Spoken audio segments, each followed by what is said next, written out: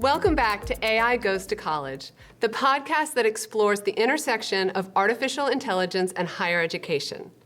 I'm your host, Professor Sarah Stewart, and today we're going to talk about the future of work in an AI-driven world. I'm really excited about our guest today. His name is Chad Davis, and he is the Chief Innovation Officer at Nebraska Public Media and a futurist who writes about AI. So welcome to the show, Chad. I'm so glad to see you here. Thanks for inviting me to be on. So you're joining us from Denver, where in addition to being the CIO of Nebraska Public Media, you're also writing this AI-focused newsletter. You are the inaugural chair of the Public Media Innovators Community. It's NETA, right? NETA. NETA, where you lead efforts in generative AI. And you and I met through Nikki Bates, and she is a producer in Lincoln with the Nebraska Correct, Public yeah. Media. Yeah. And she was telling me about the labs department. She was telling me about how you're working on all these emerging technologies. So can you tell me a little bit about your position, about what you do, and tell us a little bit about labs? Sure, yeah. So labs were just about 9 years old now, and we were created because there was a need that was sort of uncovered that, like, hey, we need to really be thinking about the next generation of public media.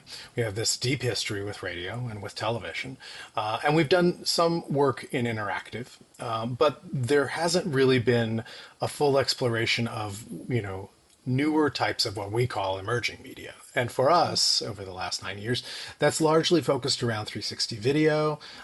We've done some experiments with VR. That's led us to doing more in terms of creating video games.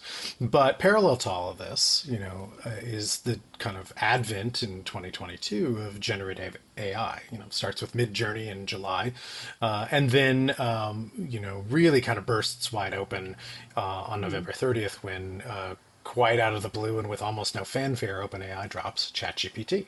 So ChatGPT is I think it just had its 2-year birthday, and we've been playing around with that from the beginning, just trying to figure out what are the right policies and ethics to be using these type of tools to create more public media with the investments that we've been making. So that kind of gives you an idea of just how labs tries to pivot quick, tries to be sensitive to the changes in technology. We dabbled with things along the lines of the metaverse for a while, but then that kind of peaked and faded into the background temporarily, and so we just pivoted and moved to something else. So we're always thinking about how do we bring those values of public media to where civil society is going to be in the future. I love that. We were an NPR household growing up. I remember every day driving to school, it was always in the background. So I totally Yep, respect that. same. I love that you're bringing new technology to this world. Can you tell me a little bit about your newsletter? Because it's the Innovators, it's Public Media Innovators Weekly. Right, So tell me correct, a yeah. little bit how that came to be and what you cover. So the newsletter actually started as just an email that I was sending around to colleagues. And it was both a way of trying to make sure I stuck with the discipline of screening and looking at articles and reading and staying up myself on the changes in technology. And I thought, well, if I'm doing it anyway, why don't I just send this around? So there's a group of us that are very much interested in innovation in public media. And that group has grown quite a bit in the last couple of years. But it started off just being a half dozen people.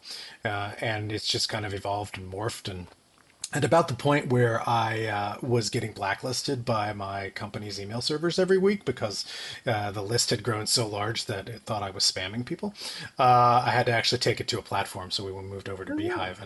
And so, in the world of newsletters, it's small, but in very niche. We've only got about 600 subscribers, but it's growing. And what we focus on are, think pieces and news pieces that I think as sort of the curator are helpful to those people at public media organizations throughout the country that are interested in making change. And, this isn't for CEOs. Though CEOs definitely subscribe to it. It's for the person who's just out of college as well. And if you are interested in innovation and new tech and interested in how the values of public media can be lived through this technology, then this is really that you're the audience for this newsletter. So Very cool. We're going to put that in the notes for sure. thank you. So, before we get into the serious questions, I do want to ask you about if you have any like favorite AI character from fiction, from movies, television, books that is inspiring. Maybe one that you think of on a daily basis when something new comes out. Sure. Um, so honestly, like I'm more of a visual person. I'm more like a video, media, TV, movie type person. So coming out of like sci-fi literature, nothing pops into my head right away.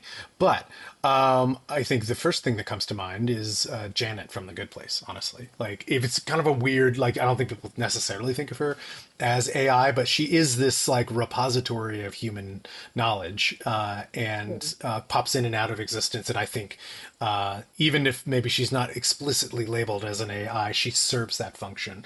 I also like that she's not totally embodied. Like I wrestle myself in trying just to think about the taxonomy of AI. Like, do droids count or are droids their own thing? Because that's like that's data. That's R2D2. That's a variety. The Cylons. Like, where do they fall in the Oh taxonomy? yeah, I forgot about Yeah, but I think, and I have to give a shout out to Knight Rider because I'm of that age, and Kit, absolutely ridiculous premise that you would drop an AI into an '82 Trans Am and just drive around California fighting crime. But as a 9-year-old boy in Indiana, I could not get enough of that show. But I think if I'm like thinking about your actual question, which is what has sort of influenced me. In the last decade, I would say it's probably the movie Her, which these Mm, days with ChatGPT, it's almost like a trite answer to say Her. But I mean, really, what Spike Jonze was able to do with that movie, he was, it's about almost 12 years old now. So his mhm. view of the future was just enough removed from where we are that it was influenced by the world we still remember, and that makes it kind of vaguely prescient. Like, Yeah, and I think a lot of the issues that we are wrestling with, we're beginning to wrestle with relative to AI, and that we will continue to wrestle with, like especially the emotional connections that yeah, people are developing with AI. I think those issues are richly explored in that movie. You kind of yeah. have to set aside the subtext of how like women are treated in relationships and what a woman's role in a relationship is. It is a very guy centric film, and I think it has to be acknowledged. But you put that Also, aside for a moment. a Yeah, film, which is a just another film. word for a film. Yeah, a guy's. Yeah, exactly. Touche. But I think especially like how it depicts superintelligence developing its own sentience, in a way that is not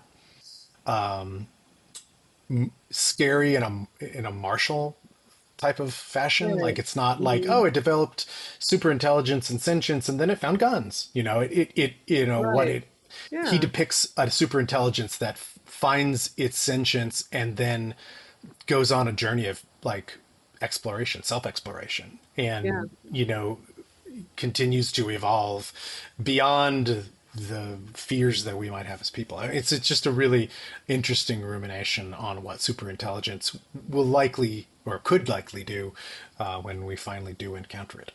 Yeah. Yeah. Love her. I love it. So you have, written a lot about AI and, different industries. I'm wondering, for students who are just graduating from college, for people who need to think about future proofing their careers, especially now, 20 something year olds. Um, what skills do they really need to have kind of coming out of college? What are you expecting as somebody who is an executive level position? What are you looking for, and how do we future proof our jobs?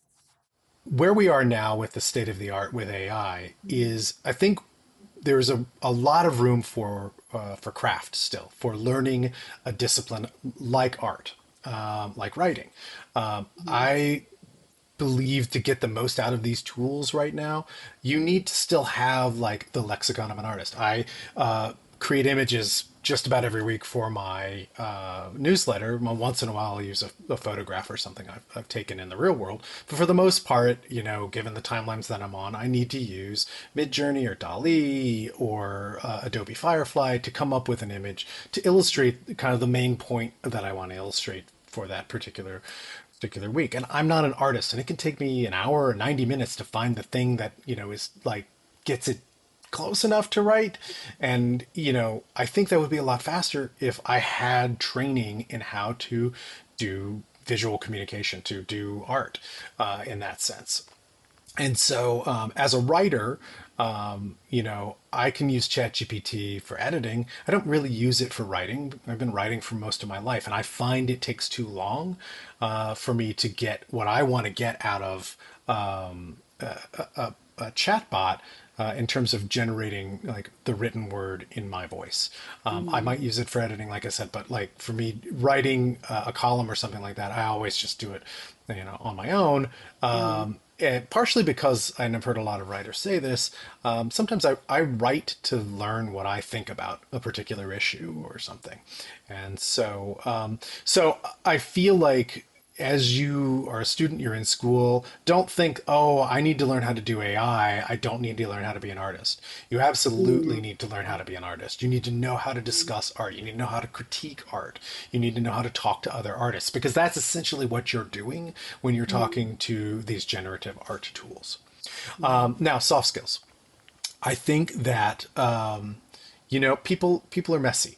And there's a reason that managers get paid more than other aspects of an organization. Managing people is messy, and you get compensated for that. So I also tell students, hey, don't short yourself on those soft skills, getting to know people, learning how to get the best out of people, and lean into that. If you have an aptitude for that, lean into that, because that's going to give you an advantage in a world that is just infused with AI. Yeah, for sure. It creates problems in some ways for accessibility. So in a world like that, one of the things I worry about are people who are neurodiverse. Like if Mm-hmm. empathy or at least sympathy is now a superpower, and if being able to interface and manage people becomes the one thing that differentiates you from a bot, and what does that mean for the people who have a hard time with that, who can't read, people, we all have some level of emotional, IQ, Hmm. and wherever you fall in that, it makes you good at some things and better at others. And so I worry a little bit about what's going to happen for those type of people, in the future. Yeah. Yeah, I do too. And yet, I also think that ChatGPT can be a wonderful companion for practicing some of those skills that you need, some of those soft skills, some of the conversational skills, even. If you can help it be your coach, if you can create a coach Mhm. out of it. Um, yeah. So, are there any like emerging careers or disciplines, industries that are particularly exciting when it comes to AI skills or when it comes to AI that are going to be changing a lot, that may need more um, new graduates? Hmm. Well, I think AI is, in the foreseeable future, AI is going to like be most disruptive to anything that can be automated. And more things will be automatable. Hmm. And so I think, I guess my bias is more towards the artist and the side of the artist. Hmm. If you are somebody who your skill is knowing how to keep your system updated and do video editing, that could be problematic. And but if you're somebody who understands the art of editing, who understands the storytelling, that skill is still going to be really valuable. If you're somebody who can really play around with the nuances of story and knows Mhm. how to coax story out of video through edits and the use of music and working with producers or directors. I think this could be a really exciting time. The barriers to entry are going to come down. More people are going to be able to engage in this, at least in the media standpoint. Again, You hear to that, try Mark? and also to He's our try editor. there's a life for you ahead, man. Hang in there. But if you're not in the media industry, like I think the fact that this type of technology can be applied to pretty much anything that you're going to learn in college is the exciting bit. This is, we've focused a lot on specific tools and specific brands like ChatGPT or Midjourney, or now we're all talking about Sora today. But I mean, the reality is this is a completely new computing platform. And, even from the beginning, I've said this is really like maybe this is kind of like the internet, but really it's actually more like home computers hitting, desks in schools in the mid 80s. Like this is a Mm, big, big shift. And so it will apply to any part of, sort of educated society. If you go to mm, college for it, there's going to be some way that these tools will be able to help you do a more creative job, maybe be more efficient at your job. mhm. Like, they are there at your disposal, just the way that word processing and spreadsheet calculation were, 40 years ago. Yeah, good for the creatives. I like it. It is good for the creatives. I mean, Yeah. there will probably, I mean, but I also say there probably will be fewer creatives working at sort of the higher professional level. I think that's Mhm. one of the, you think about like, well, okay, what jobs aren't going to be here in 5 years or 10 years? I think there probably will be fewer people doing that type of work at a pro level. That does give an advantage to the people who have deep experience, deep networks with other creatives and Mhm. who also embrace this type of technology. But just as social media kind of disrupted news and marketing, I think we're going to see other types of creative Mhm. work disrupted by AI too. Mm, yeah. On the kind of more negative end of things, how do you think certain biases, like present in AI technologies, might influence like hiring practices, workplace diversity, job accessibility, any of these fears that we have around computers making these Right. decisions? What do you see? Yeah.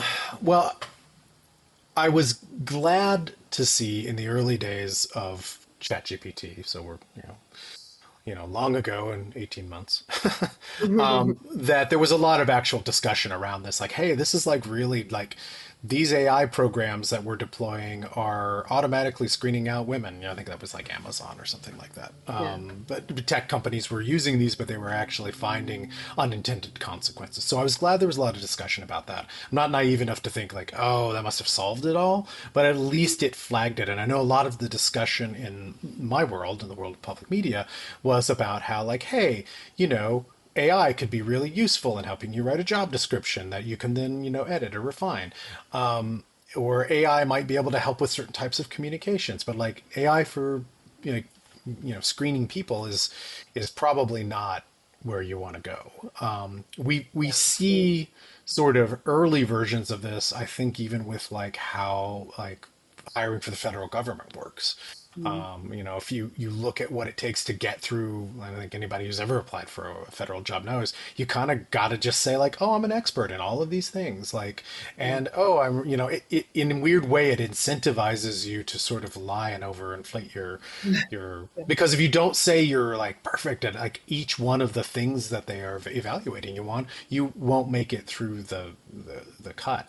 And that's Yeah. not AI, but that's a system that everybody has learned you may have to game it if you want to get what you hope to get out of it. I think Mhm. we'll probably see some more of that with AI in the future.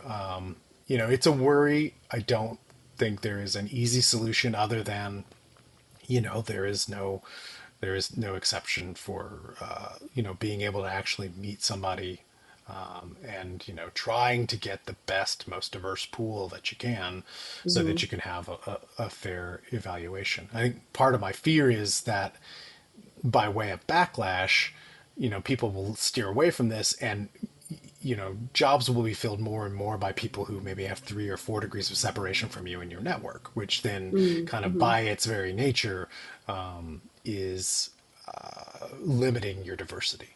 Yeah. You don't get that randomization that might get somebody who brings a totally different perspective into your team, and so there's still a lot of role for humans to play in terms of oversight and asking hard questions like, hey, did we get the right pool with this? It's like, Hmm. maybe we used a tool to help make things more efficient.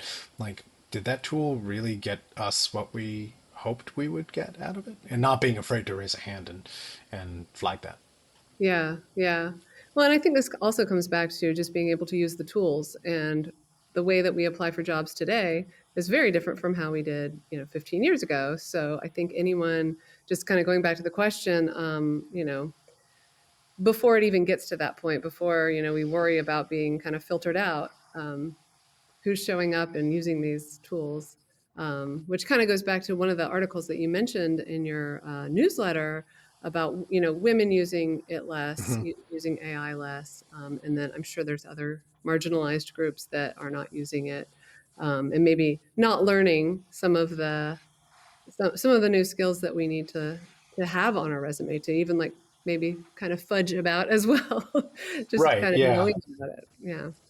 I mean, tech has not ever, I think, really been the most welcoming of places for women, especially people of color, yes, as well. But that study that I cited, or I kind of put the link into in my newsletter, I think it's just one more example. I think that same newsletter I included something about how the lack of a or I'm not going to get the headline exactly right, but it was something like, you do you want to know why YouTube pulled down the dislike button? Ask women, and Yeah. I think, one of the things we try to do in labs is think that through. Think about like, okay, what are the effects of technology on all of society?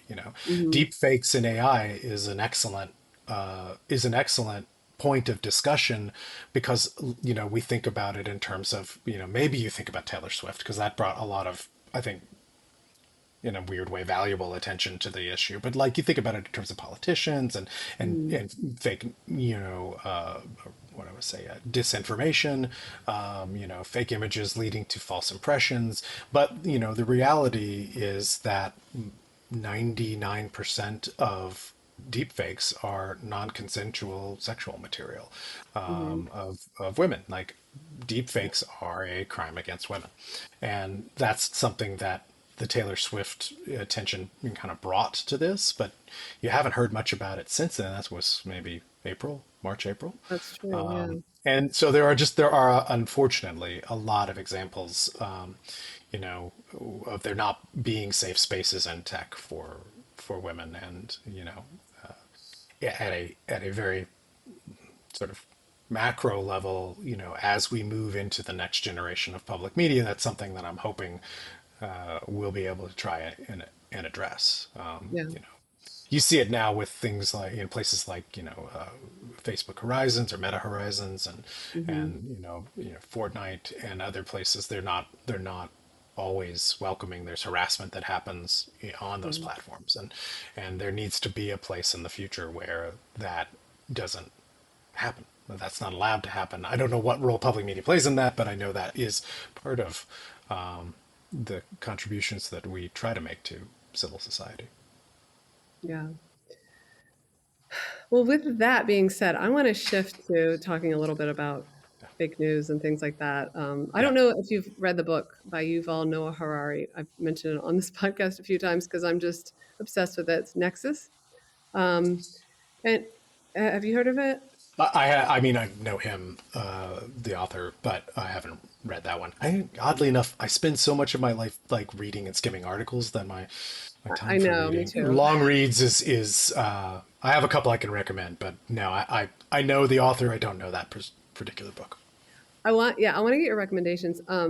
but bear with me, it's kind of a long Hmm. question. So, Hmm. because I want to tell you kind of the premise of it. But Okay. basically, he warns about the dangers of engagement algorithms, like shape, meaning like just telling the machines just keep the audience engaged, whatever the Hmm. costs. He talks about it shaping public opinion by prioritizing sensationalism over truth, by prioritizing, that kind of shock and those shocking photos and, polarizing opinions. So, how do you see AI influencing the future of news consumption, and what steps can public media take to counteract the potential harmful effect of that algorithm driven content while still engaging audiences? Do you have any That's a suggestions for this? The more I read this book, the more Yeah. horrified I am. Just by the way. Right. Well, I mean, some of what Harari is discussing, I think, is really, you know, those conclusions are born of the experiment that we've been conducting on ourselves as a society over the last almost 20 years. I'm trying to remember when I first had a Facebook account or a MySpace page, but it was, probably somewhere between 15 and 20 years ago. I think YouTube was like born in 2004.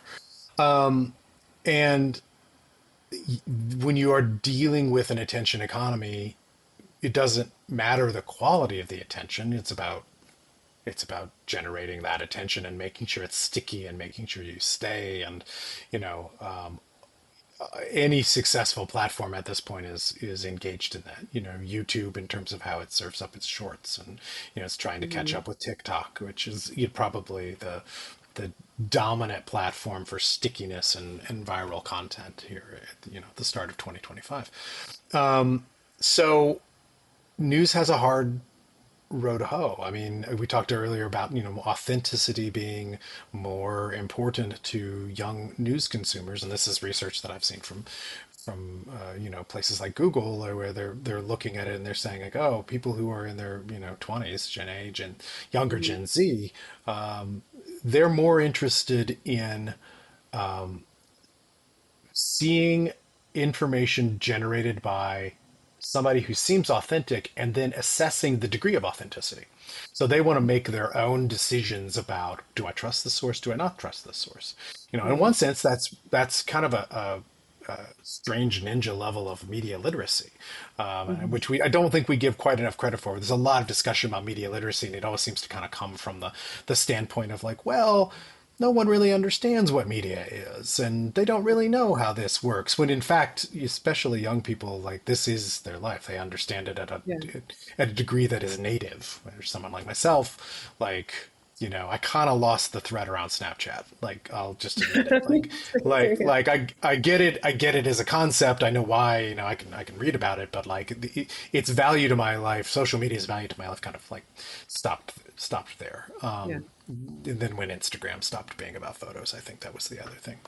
Yeah. So, I think it's fascinating that young people want to sort of make that determination. They want to assess what feels authentic. They'll talk with their friends about it, and it's just a very different world from the world I grew up in, which was three nightly news anchors. We were a Peter Jennings household, Yep. and like that's what we Mhm. watched, and there was an objectivity to it that carried all the way through to the start of the internet, because that's Google's whole thing was about, like, we are going to deliver you the objective truths of the internet, whether you like the way the truths look or not. We're supposed to deliver it objectively, and that was altered by the attention economy, because social media came along and began to pull from what Google was presenting. So Google tries to its stab at a social network, with Google Plus. Back in, Mhm. I guess that was almost 10 years ago, and that kind of flopped because they're not a social company. They're really an information sciences company at Mhm. the heart, and they're an advertising company monetizing data. So they found their way to make cash out of it. And I think now they're trying to figure out how do they stave off the competition that's coming from search. I Mhm. said earlier, like in this chat, what public media's got to do is we've really got to figure out what's changing about search, and how do we arrive at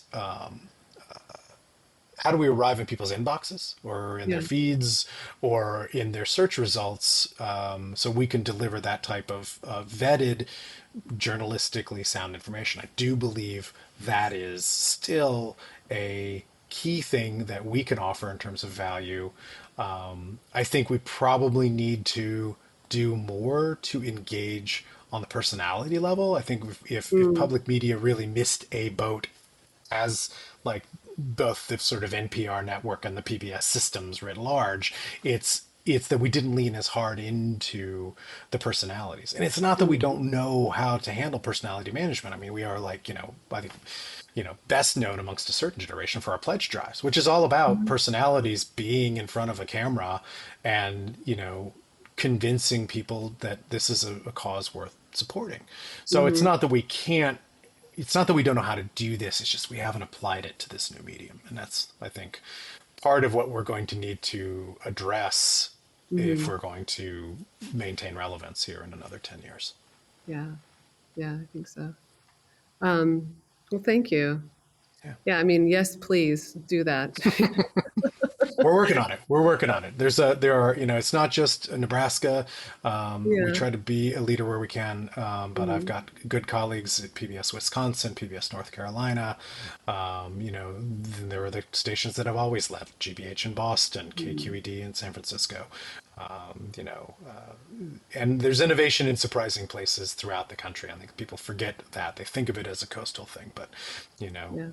PBS Utah is doing some really interesting things in terms of education because that's such a core focus for them. So yeah, we're trying.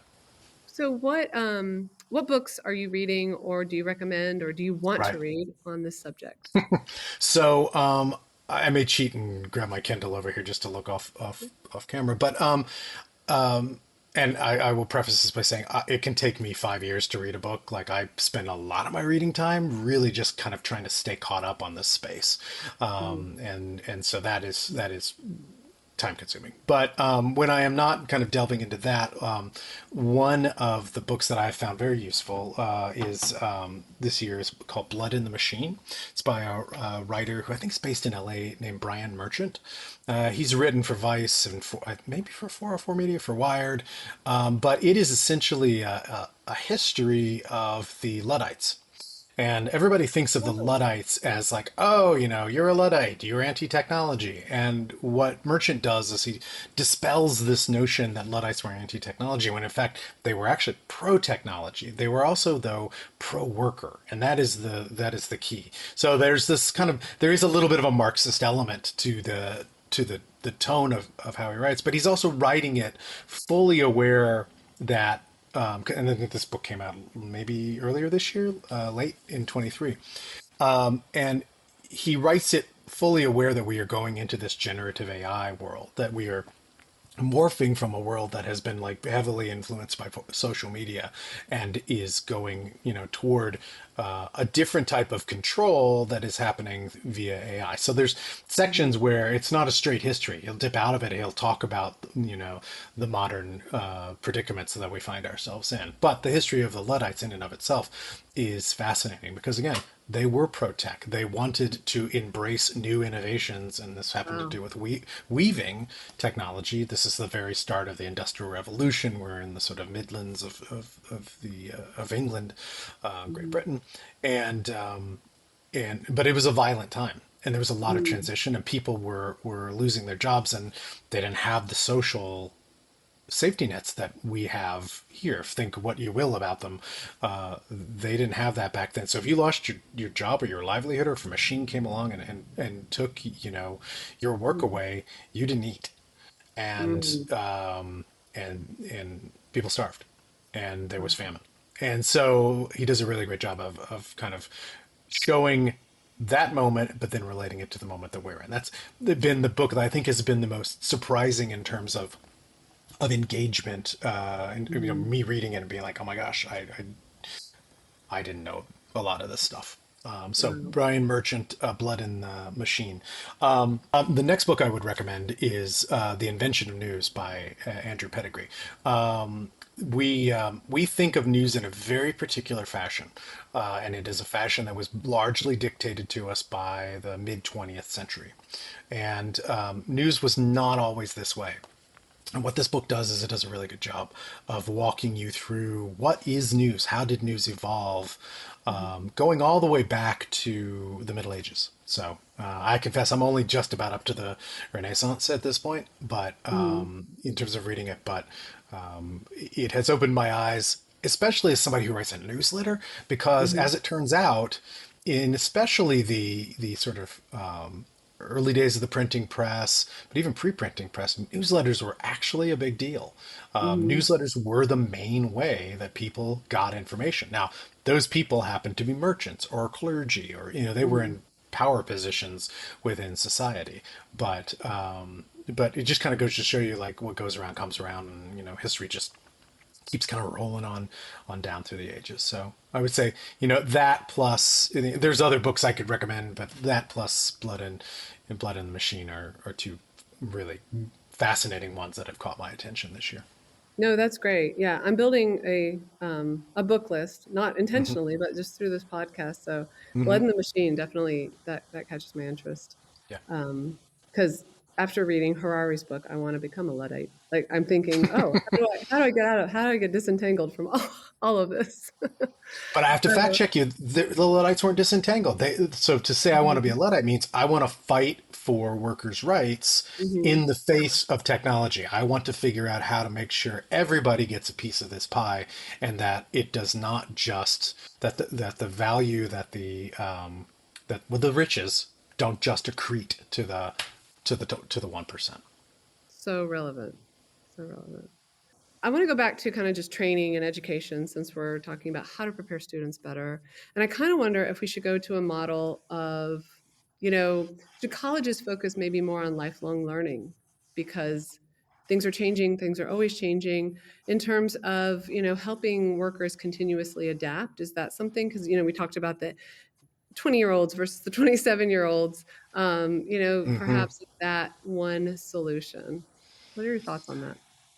I mean, I think there's a lot about education that has to be revisited, and Mhm. that discussion has been happening now for well over a decade. When MOOCs first came on the scene, and people were worried about college being disintermediated and how would colleges adapt. From Mhm. what I've seen, colleges have largely tried to adapt along the lines of being lifestyle brands, and really offering their consumers an experience, a full immersive experience that probably leads to learning and maybe then also a job when you get done. Mhm. But what they're selling, I think, to get people in the door is coming and having the college experience, Yeah.